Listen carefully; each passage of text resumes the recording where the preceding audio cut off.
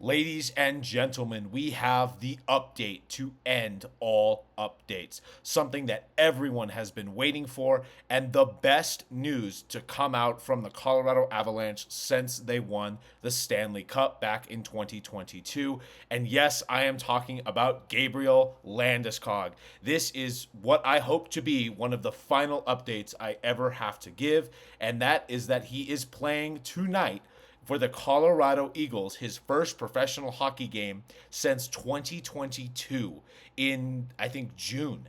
So we are going to get right into the amazing news that just got shared. This is Avalanche Digest. Don't forget to subscribe so you don't miss a thing coming out of here. And we are going to get right into it now. So, as we all know, Gabriel Landeskog is the premier captain of the Colorado Avalanche, and we recently saw him working on Power Play 1 with the Eagles. You can just see him skating around here in his favorite place, right in front of the net, chatting it up with the guys in general, having smiles, and then kind of locking in and playing a little bit. But really, it's more of just a friendly, good practice. But we are going to see Power Play 1 Landeskog in tonight's game.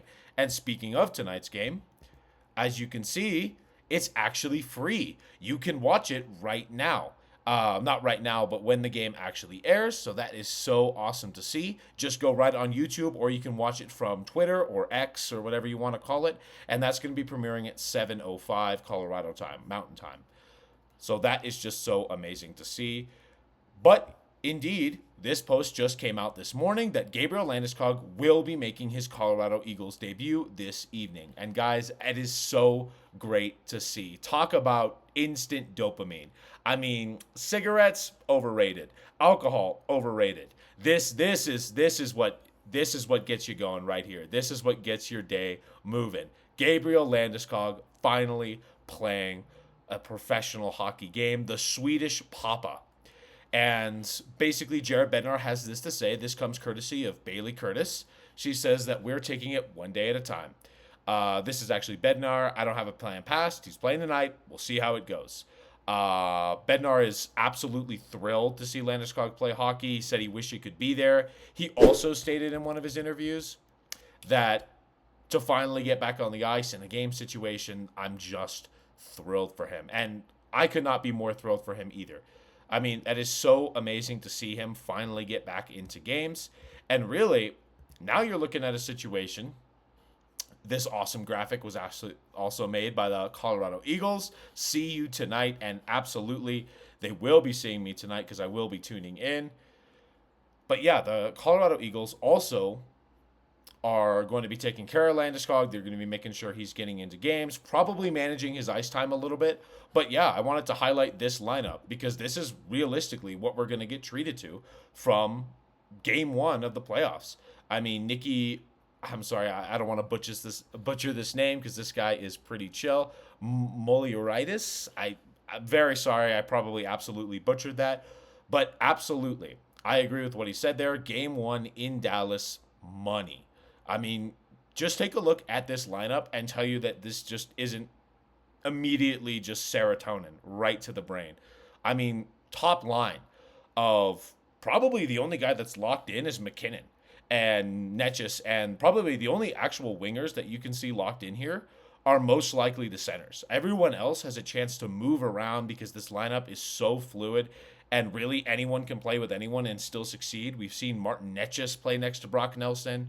We've seen that Druin, Nelson, and Nichushkin line play really well in games, but we've also seen Lehkonen, Nelson, and Necas play very well indeed. I'm so glad that the Avs don't have a left wing that starts with an N because there are too many N and N names on this roster, and it's kind of getting a little confusing at this point. But really, you just look at the luxury that this affords. I mean, Gabe Landeskog, a big body, playing next to Charlie Coyle and Ross Colton, who's not as tall as the other two, but I mean, with his attitude and the way he throws his body around, he's 6 foot in spirit. We'll say that about Ross Colton. And then that fourth line, I mean, you're living on a complete luxury where you're generally having an argument over whether or not you scratch Kiviranta or Kelly. Both of them are amazing on your penalty kill. Both of them have been great penalty killers over the course of this entire season. And You would say more in Kiviranta's case, he's provided more offense. So really, the odd man out is Parker Kelly, who has been such a great guy in this lineup. I mean, he's been playing 4C, he's been playing wing now, which is more of his natural position, and he's been playing great. So you're having a general reality where your 13th forward is Parker Kelly, your 14th forward is probably Miles Wood, and your 15th is Jimmy Vesey. That is an entire fourth line that can just be brought in if multiple guys get injured. This lineup is deep. It is built to go deep in the playoffs. I think the Avs are going to come right out of the West and play whoever is from the East. And the East is quite soft this year. Quite honestly, the biggest gauntlet that the Avs have to go through is the West in the playoffs. The West is a just complete bloodbath. Dallas in round one, which is now the locked up matchup. I think there's like a 99% chance that they play Dallas in round one. And then, of course, you got the Winnipeg Jets, which, again, I love showing this graphic about their their round one stats against the Colorado Avalanche. It was just pathetic. I mean, other than Kyle Connor and Mark Scheifele, no one else really did that well. And when you realize most of these points all came in game one, it also just makes it even better. So really, that second line has a chance, that second round against Winnipeg, when the Avs beat the Dallas Stars, and yes, I do say when, there's no doubt in my mind, the Avs would then play a Winnipeg Jets team. And we're going to get into a lot of the playoff seeding as we draw closer to the playoffs, which there are some serious implications. But the matchup you want to look at right now, and I'll just show this beautiful graphic because I cannot believe that Landeskog is back. Really, I never would have thought that. But just feast your eyes on that. But really, the biggest matchup that teams are actually still playing for and care about is the Blues and the Wild getting either the first wildcard spot or the second wildcard spot. Because if the Blues get the first wildcard spot, they would play Vegas in round one. And that helps. I mean, Vegas is probably the best team in the Pacific Division. So throwing just a Wolverine at the Vegas Golden Knights would be great.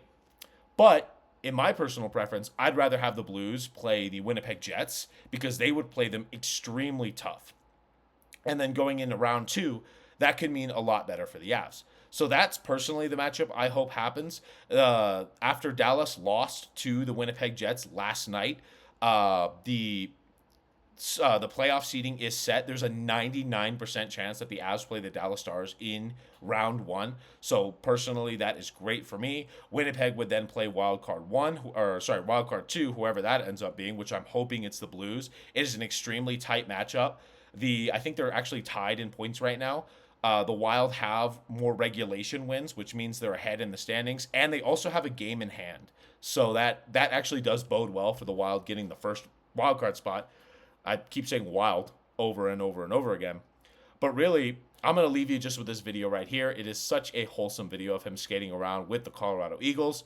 Guys that generally have been probably looking up to him for a long time. You can actually see this is the head coach of the Colorado Eagles just saying how grateful they are to have him in the room, how grateful they are just to have him around in general. And honestly, I quite think that this is great for Cale Makar's development as well. And a lot of other guys that we have in the Eagles that we're hoping could be good bottom six players. I think it's going to be great for them to have an influence like Gabe Landeskog.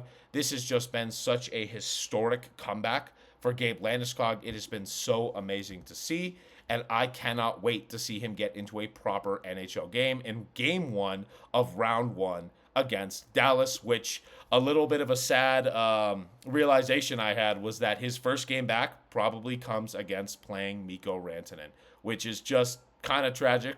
So I hate to leave you with a little bit of a tragic news there, but this has been Avalanche Digest. Thank you for tuning in, Avs Nation, and have a good one.